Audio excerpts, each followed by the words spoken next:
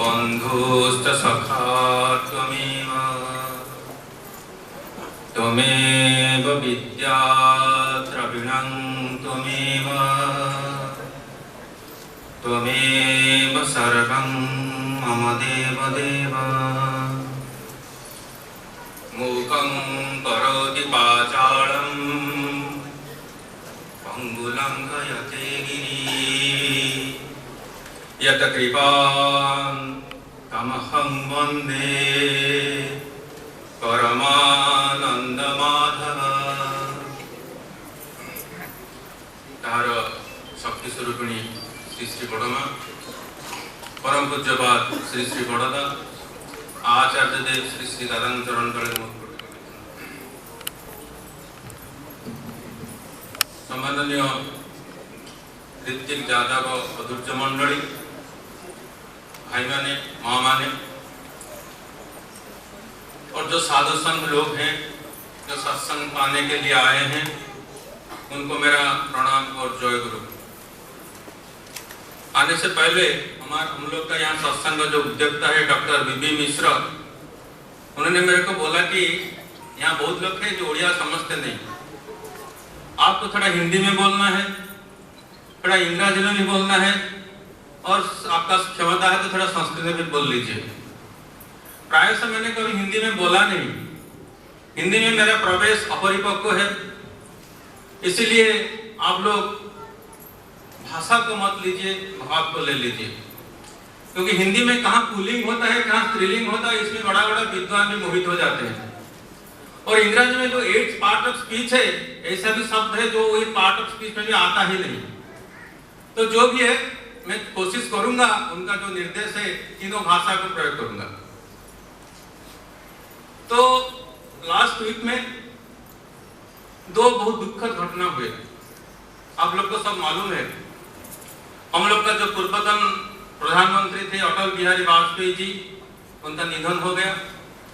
वो केवल प्रधानमंत्री नहीं थे, एक राष्ट्रीय नेता थे, एक फिलोसोफर थे, एक कवि थे, एक मानव का दर्दी बंधु भी थे। और एक बड़ा घटना है केरल का जो बन्या, एक व्यक्ति का निधन हुआ, वहां समष्टि का निधन हुआ। बहुत सारे लोग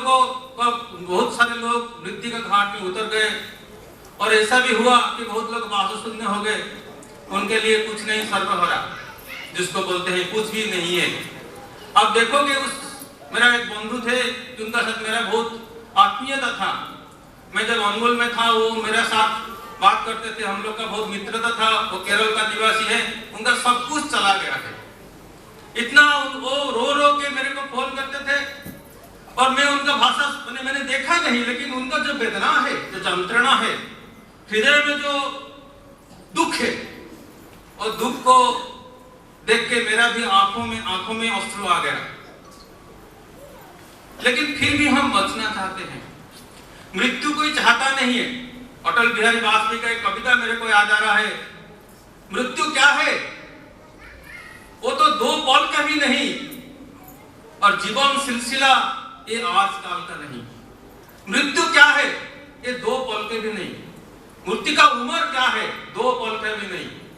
हम लोग बोलते हैं कि 10 साल से ये घर बना रहा है, 10 साल से वो पढ़ाई कर रहा है, 12 साल से वो उसका शादी ब्याह ढूंढते रहते हैं, लेकिन ये हमने कभी बोला नहीं कि 5 साल से वो मर रहा है, 2 साल से मर रहा है, या 1 घंटा से मर रहा है।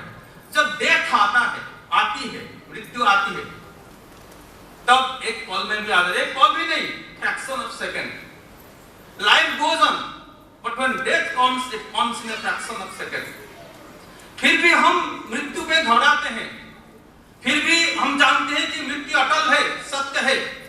और जब जीवन है, ये जीवन दुख सुख यंत्रणा ऐसे में भी चला जाता है, फिर भी हम सुख को ढूंढते हैं। आप यहाँ क्यों बैठे हैं? यहाँ जो डॉक्टर मिश्रा जी हैं, डॉक्टर सुशांत जी हैं, वो बड़ा न्यूरोसर्जन है, कार्डियोथोरेसिक सर्जन है, आप लोग अभी भी बड़ा कुछ होगा, लेकिन आप यहाँ क्यों हैं? क्योंकि आप सुख का संधान में आए हैं। ये सार बात है। जो भी आप करते हैं ये सुख का संधान में करते हैं। जीवन खाली बचने से होता नहीं है, ये जीवन में हम सुख चाहते हैं, सुख में रहना चाहते हैं। कुछ दिन पहले मेरा एक बंधु है, वो एक डेप्यूटी सुपरिटेंडेंट है हॉस्पिटल में, वो मेरे को फोन किए, बोले भाई आप तो गवर्नमेंट सेक्टर में है, मतलब ज्यादा पैसा मिलता नहीं और आप प्रैक्टिस भी ज्यादा करते नहीं है, चलता कैसा है? मैं उनके घर को बोला सुनो, एक फेमस स्टोरी है, आपको मालूम होगा शायद। इंग्लैंड में एक राजा थे और राजा का सब कुछ था। जो राजा होते हैं उनके तो सब कुछ होता ही है ना, कोई अभाव कुछ नहीं था, युद्ध भी नहीं था। राजा लोग सब समय युद्ध के लिए व्याकुल होते हैं, कुछ करना तो है ना, लेकिन युद्ध भी नहीं था, सब कुछ शांति था, राजा का अभाव भी कुछ भी नहीं था, लेकिन उनका मन में सुख नहीं था। तो सोचते थे मेरा तो कुछ भी अभाव नहीं है, क्या होगा, किस चीज का अभाव है, ये लाने से तो मैं सुख में रहूंगा, लेकिन क्या चीज, सब तो है मेरे पास, मेरे को सुख क्यों नहीं लगता?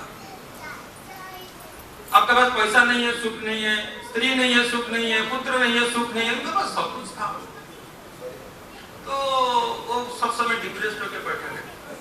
ऐसा बोलते हैं ना, having no disease is also a disease। Disease किसको नहीं है, ये भी एक डिजीज है। having no disease is also a disease।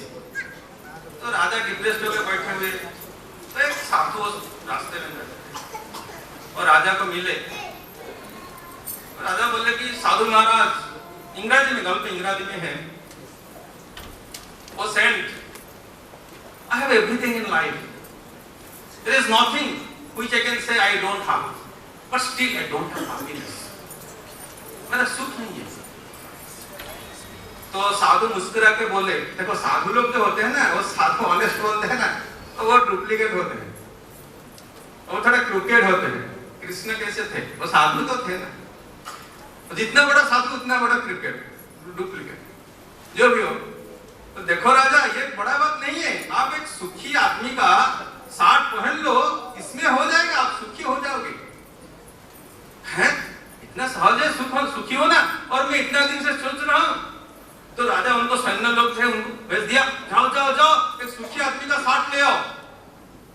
तो जिसको पूछते थे भाई आप सुखी हैं, मतलब मैं सुखी कहाँ हूं, मेरा तो इतना दुख है। तो राज्य घूम घूम के साल पर साल चला गया, राजा सुखी लोग, इतना बड़ा राज्य है लंदन इंग्लैंड, कोई एक सुखी आदमी मिला नहीं उनको। तो राजा और भी डिप्रेस्ड हो गया, देखो साधु क्या बोल के चला गया, बेचारा थोड़ा सा दुख था, और दूसरा दुख जो उनमें आ गया कि मेरा राज्य में कोई सुखी नहीं है। तो ऐसा मत समझो कि सत्संग आने से आप भगवान हो गए, लेकिन भगवान होने के, भगवान को देखो वो कितना डुप्लीकेट है, कितना क्रूकेड है, वो कितना बाइफर्केटेड है, ऐसा भी होना पड़ेगा। तो जाके एक दिन वो सन्ने लोग जा रहे थे, देखा कि एक आदमी कृषि क्षेत्र में कृषि कार्य कर रहा है, फार्मर, और बहुत हंसी होके, मैंने संगीतमय होके उसका कार्य कर रहा है। वो लोग उसका पास चला, भाई आप क्या सुखी हैं? वो तो क्वेश्चन सबको करते थे ना, are you happy? Yes I am happy. What is there, why should not be happy? भाई चलो ना, चलो उसको, मैंने उसका बात समझ, उसको लेके चले गए राजा के पास। बोले महाराज अजब हो गया, एक सुखी आदमी मिल गया। क्या बोला, मिला? अरे देखो कहाँ है? तो आदमी खड़ा है, कृषक है। राजा देखो उनको हाथ जोड़ के बोलते हैं, मेरा विनम्र प्रार्थना है आपसे, आप क्या सुखी है? फिर भी राजा को संदेह हो रहा है, 5 साल से ढूंढ रहे हैं कौन सा सुखी आदमी है, कोई मिला नहीं। फिर आज जब मिलता है तो उनको संदेह होता है, आप क्या सचमुच सुखी हैं? Yes king, I am happy. What is there to doubt? Why should I be unhappy? वो फार्मर ने बोला। राजा का आंख में अश्रु आ गया, और राजा बोला कि भाई एक काम करो ना, मेरे को एक दया करो ना, तुम्हारा साथ मेरे को दे दो एक रात के लिए। तो मुस्कुरा के वो फार्मर बोल रहा है, sir I don't have a साथ। तो सुख का मूल क्या है? राज्य नहीं, उसका साथ भी नहीं है, वो सुखी है, और राज्य का सब कुछ है, वो भी सुखी नहीं है। तो मैं मेरा बंधु को बोला, पैसा ज्यादा होने से सुख होता नहीं। तो पुरुषोत्तम श्री श्री ठाकुर अनुकूल चंद्र जी चाणक्य का एक वाक्य बहुत समय बोलते थे। देखिए, जो पुरुषोत्तम होते हैं वो तो खुद का वाणी, खुद का आदर्श प्रस्थापित करते ही हैं, लेकिन जो पूर्व आचार्य है, पुरुषोत्तम है, साधु संत है, वो जो रास्ता हमको दिखाया है, जो धर्म बोलते हैं किसको, उसका जो भ्रमित हो गया है महाकाल का प्रहार से, उसको भी शुद्ध कर देते थे। तो श्री श्री ठाकुर चाणक्य का एक वचन बार बार बोलते थे, सुखस्य मूलम धर्म। सुख का मूल क्या है? सुखस्य मूल धर्म। धर्म का मूल क्या है? धर्मस्य मूल अर्थम, अर्थस्य मूल राज्यम, राज्यस्य मूल इंद्रिय विजय, इंद्रिय विजय से मूल वृद्धोपसेवना, वृद्धोपसेवना विज्ञान।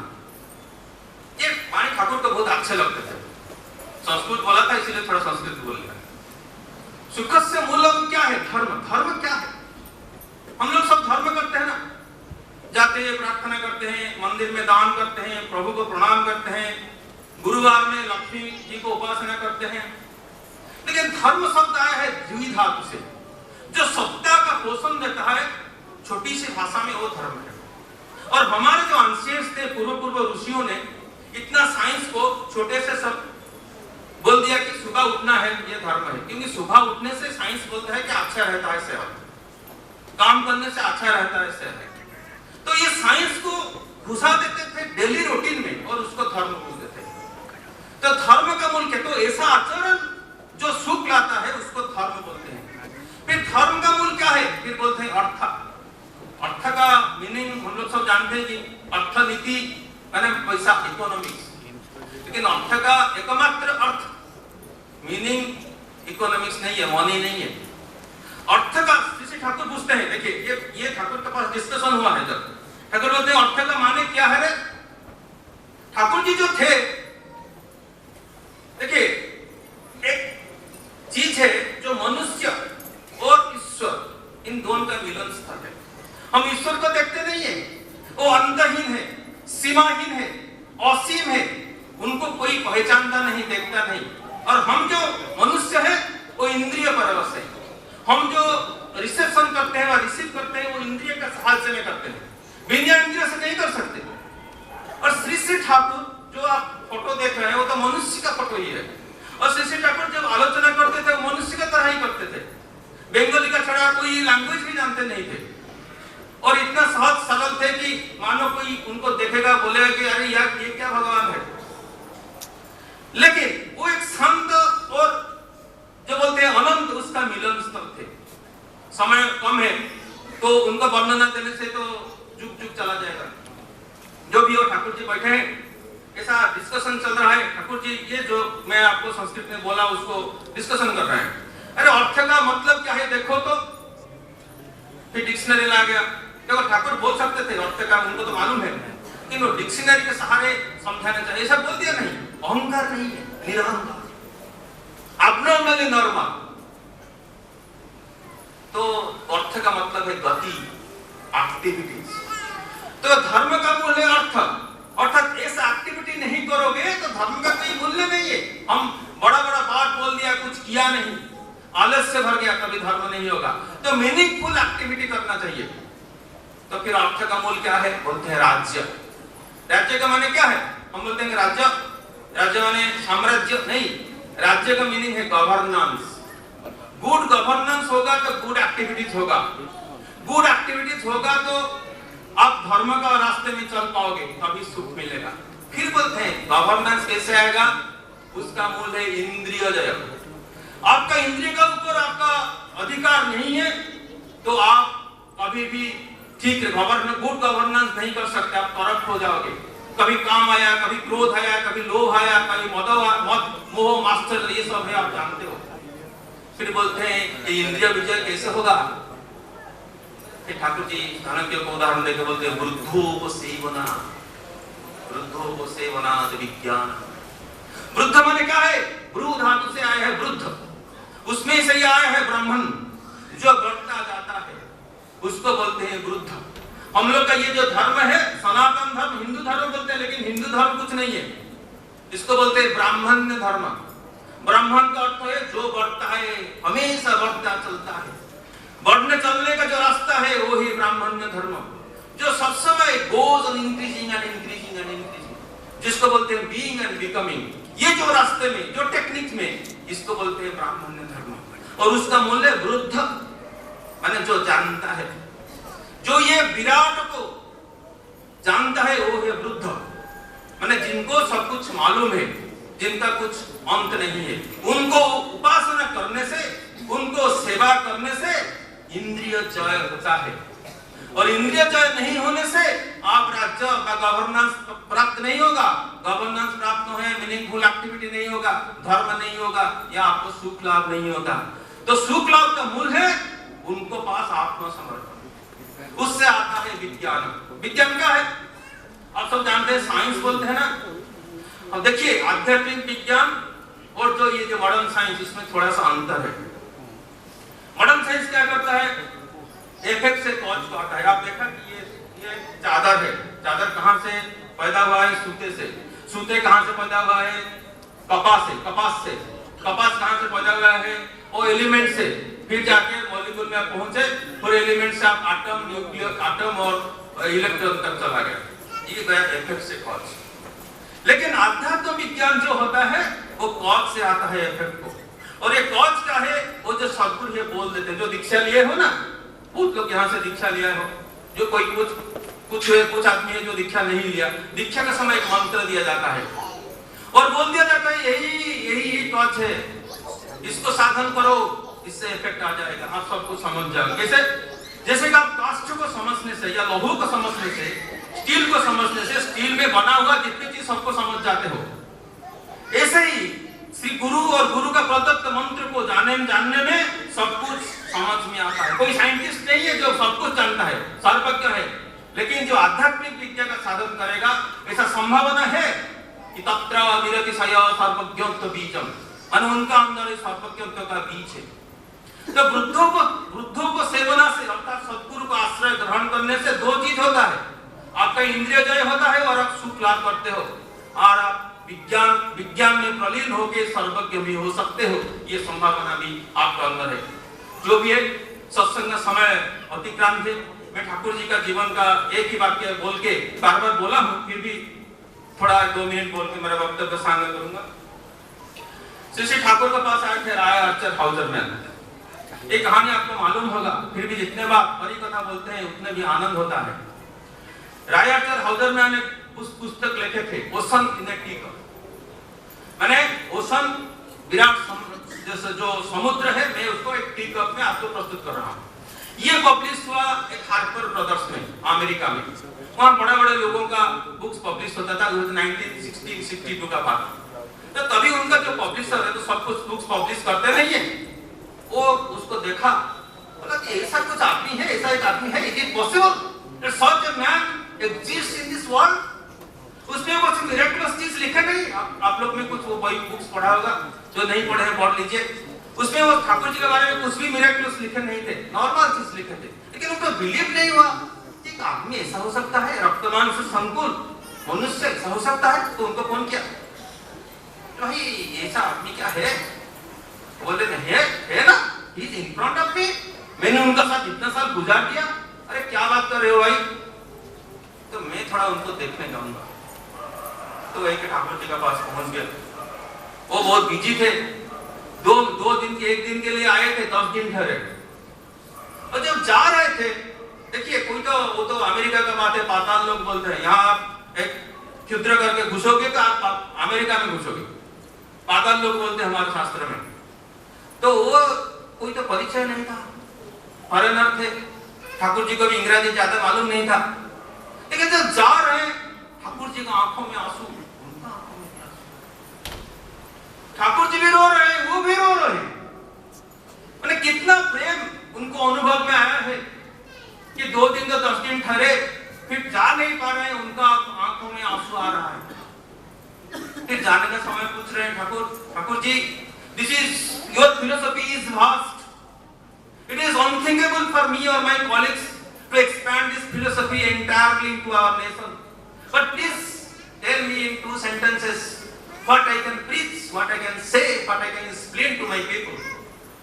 तो श्री ठाकुर जी बोलते हैं be concentrated.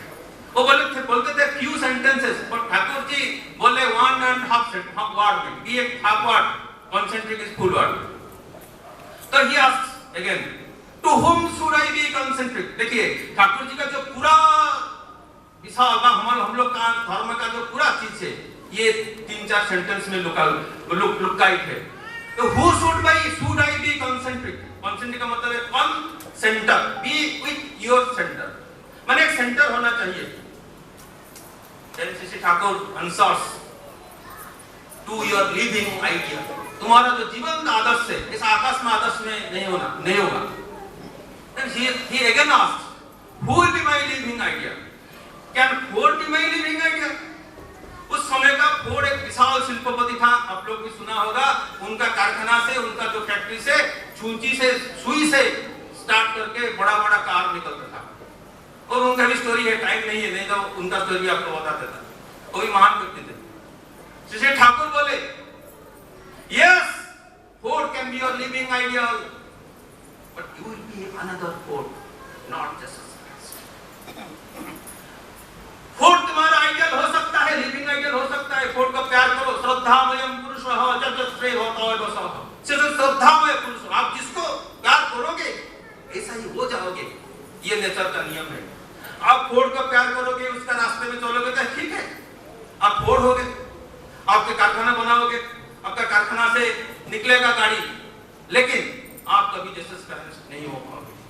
समय अतिक्रांत हो गया है, इसीलिए मैं आप सबको करता हूं कि आप सब श्री ठाकुर जी का दीक्षा लीजिए और साधना कीजिए.